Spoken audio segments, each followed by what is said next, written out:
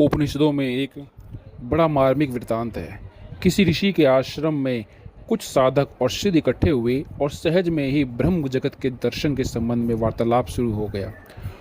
उन गुहत्तम तत्वों की चर्चा होने लगी जो अनादिकाल से प्रश्न बनकर मानव के मस्तिष्क को आंदोलित करते रहे हैं। वाद विवाद शुरू हुआ, भिन्न भिन्न दृष्टिकोण रखे गए, लेकिन किसी भी तथ्य के बारे में किसी निश्चय तक पहुंचना संभव ना हो सका।